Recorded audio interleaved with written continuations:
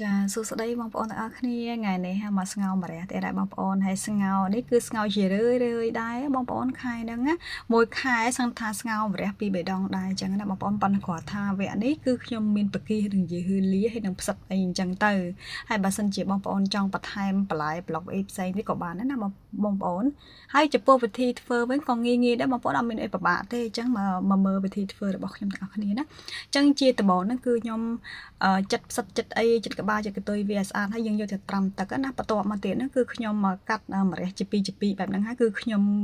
ឆ្កៀលយកបដូលកដាលវាចេញអញ្ចឹងណាបងប្អូនឆ្កៀលមកឲ្យស្អាតមកបងប្អូនយើងកុំទឹកព្រោះអីអាត្រង់ចំណុចកន្លែងហ្នឹងគឺវាល្វីងណាបងប្អូនហើយចំណុចពិសេសហាលើកនេះគឺខ្ញុំនឹងធ្វើឲ្យម្រះនេះ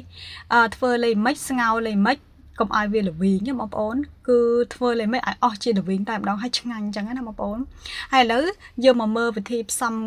សាច់គោរបស់ខ្ញុំវិញចំពោះសាច់គោហ្នឹងគឺខ្ញុំប្រើប្រហែលជា10000ទេបន្ទាប់មកទៀតគឺខ្ញុំដាក់ត្រាំ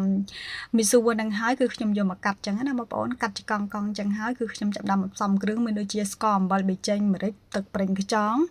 ហើយនឹងពងមាន់ចាចុងក្រោយហ្នឹងគឺកុំភ្លេចដាក់ប្រេងល្ងបន្តិចផងហើយនេះគឺជាផលិតផលខ្មែរយើងបងប្អូនទឹកប្រេងខ្យងនេះណាបន្ថែមទឹកប្រេងល្ងចឹងទៅដើម្បីឲ្យវាឈ្ងុយបងប្អូនហើយយើងច្បល់គ្រឿងនឹងឲ្យសព្វចូលគ្នាទៅហើយយើងទុកវាម្លាយចឹងណាបន្ទាប់ពីបានច្បល់គ្រឿងទាំងអស់នឹងរួចរាល់ហើយចាំយើងញាត់ចូលម្រះចាហើយរបៀបញាត់ចូលម្រះហ្នឹងដូចបងប្អូនគាត់ធ្លាប់ស្លោក៏ដឹងហើយយើងញាត់ចូលយ៉ាងណែនតិចទៅណាហើយយើងទុកវាម្លាយទៅហើយចំពោះស្លម្រះលើកនេះគឺខ្ញុំធ្វើលក្ខណៈមានខ្ទិះដូងបងប្អូនចង់ដាក់ខ្ទិះដូងក៏បានអត់ក៏បានដែរចំពោះសម្លមួយមុខនេះបើសិនជាបងប្អូនដាក់ខ្ទិះដូងទៅគឺវាឆ្ងាញ់មួយយ៉ាងដែរអញ្ចឹងណាបងប្អូនហ្នឹងហើយនេះគឺជាតិចនិចខ្ញុំយកមកចែករំលែកបងប្អូនព្រោះបងប្អូនមួយចំនួនគឺគាត់สนับสนุนឲ្យខ្ញុំនឹងបងអើយស្លម្រះដាក់ខ្ទិះរបៀបមិនទៅគឺគាត់អត់យល់គាត់អត់ចេះអញ្ចឹងណាអញ្ចឹងថ្ងៃនេះគឺខ្ញុំមកបង្ហាញឲ្យតម្រាំតបានកាត់វីដេអូនេះមិនងាយបងប្អូនទេតើតែមានពេលទៅនេះ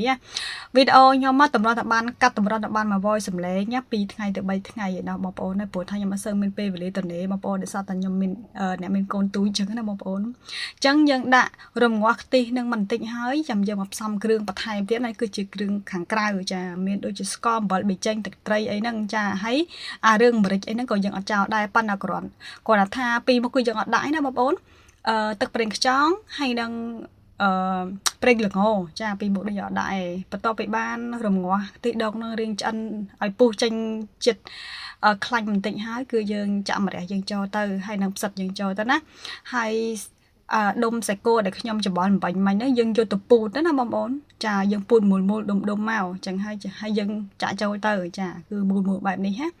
ព្រោះថាម្រះហ្នឹងគឺខ្ញុំធ្វើទៅតាមសមាជិកឯងបងប្អូនសមាជិកខ្ញុំតែ4នាក់អញ្ចឹងខ្ញុំធ្វើលេខលោកទៅតាមហ្នឹងទៅ